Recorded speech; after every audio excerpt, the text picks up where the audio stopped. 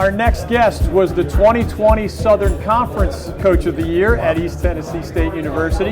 He was the 2022 ACC Coach of the Year while representing, of course, Wake Forest University. He's now in his fourth year with the Demon Deacons. Steve Forbes, welcome back to the David Glenn Show. Coach, how are you? Well, I'm David. I'm doing great. It's media day, so it's great to be here, and thanks for having me. Well, it's great to have you. You are easier to talk to than the majority of coaches that I've encountered. This is my 37th year covering the ACC. You're supposed to say you look way too young for that. Way too young for that. But before I get to pick your basketball brain, which I love doing, we, of course, would like an update on your wife, Janetta. Yeah. Just remind folks what happened, where things stand. Unfortunately, my wife had a stroke on August 8th, which, she had not one but two, but maybe three at the same time. And so it's been a really tough battle, but she's doing really good. You know, we spent 10 days in Pensacola in the hospital, 30-some days in Shepherd Center in Atlanta. She's been home for about a month now. She's making incremental improvement every day. She's able to walk on a cane and with some help. And so it's just, every day she's trying to gain more and more independence. And I really appreciate everybody, all the thoughts and words of encouragement have meant a lot. It's cool how people have rallied around you. I have not met her personally, but I laughed a couple of years ago, Coach, when I saw a quote. I don't even know her well enough to know if she was joking with you or whether she was playing, but she said, Steve, do you know that you're in a league with Mike Krzyzewski and Roy Williams? Yeah, she really hurt my feelings. That was the night we went to bed, and I was driving over in the morning to take the job, and I just called the I didn't call the AD at ETSU till midnight to tell him I was taking the job, because I was just going back and forth. And then when we went to bed, she goes, "You do realize you just got in the league with Coach K and Roy Williams?" And I thought, oh my God. Thanks a lot, Jeanette. I appreciate that. Hey, I saw you were actually at Operation Hardwood in Kuwait when you had to scurry back for reasons related to your story that you just told. Remind us, what is Operation Hardwood? Why was it important for you to do that? Well, it was important because I've always wanted to give back to people that serve our country, and it was really kind of a reunion of years past.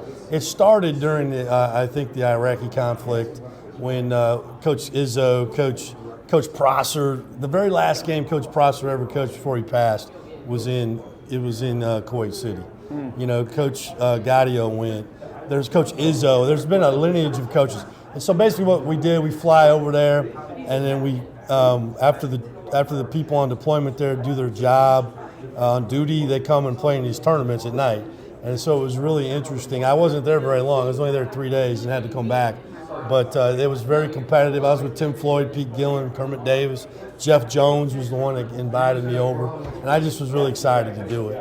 Wake coach Steve Forbes is joining us here on the David Glenn Show. I don't think I've asked you this before, but in all my years covering various ACC head coaches, I don't know if I've ever met one that spent 10 years in the junior college ranks. That's right. This sounds like a wise guy question, but I mean it sincerely. Do you believe it changed who you are as a person and who you are as a coach, that you were sort of off the beaten trail while you were learning your way up the ranks? Oh, I wouldn't change my path for anything. I've always told people I went from gravel roads to tobacco road. I went from a station wagon to a charter airplane.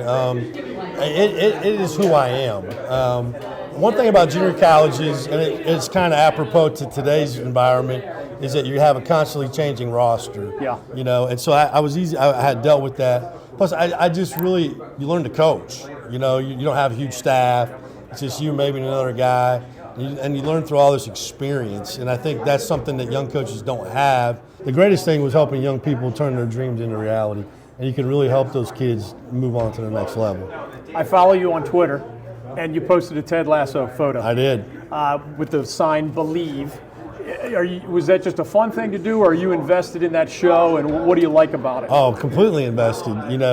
Actually, I think, what's his name? Jason Sudeikis was playing JUCO basketball at Fort Scott when I was at Barton County. No kidding. I think so. It was kind of, I don't know if it matched up or not, but, I was in a box at the game on Saturday, and you know how it goes with fans. They're all, oh my God, we're in trouble, we're not going to win. I just kept saying, we're fine. And then on the last play, I said, we're going to score.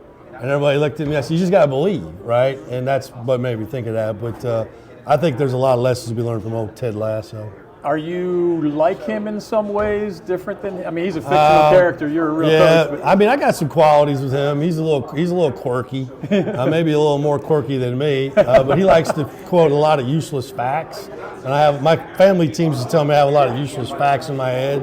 So maybe we got a lot of common in that area. I'm going to invite you back for a Zoom on my various new formats a little bit later because you're being pulled to the next step in the car wash. But Wake fans will be mad at me if I don't ask one team-specific basketball question.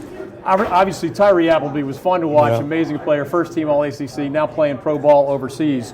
What can you tell us about Hunter Salas, Boopy Miller? I like saying Boopy out loud. Boopy, as you have four returning starters back, but you need the answer at point guard. Those two guys bring it's like having a fastball and a slider. Hunter's 6'5", and he's athletic. He's a former McDonald's All-American, played at Gonzaga. Really good player and going to play on and off the ball. Boopy's built on the same size as Ty. That's one of the reasons why we got him, because he saw what Ty's success was. He's explosive, he's fast, he can make plays. We could play him together. We could play one and not the other. And so I think those guys are going to be really, really good players for us this year. I got to let you go. I just wanted to let you know from afar, I just appreciate following you as a guy. You're a really authentic, easygoing, easy to talk to man, and I appreciate that. Well, thank you. I just want to have fun. When I quit having fun, I'm not going to do it anymore. Amen, brother. I'm 37 years in, and one of the reasons it's still fun is people like you. So thanks for the time on the David Glenn Show. Thank you.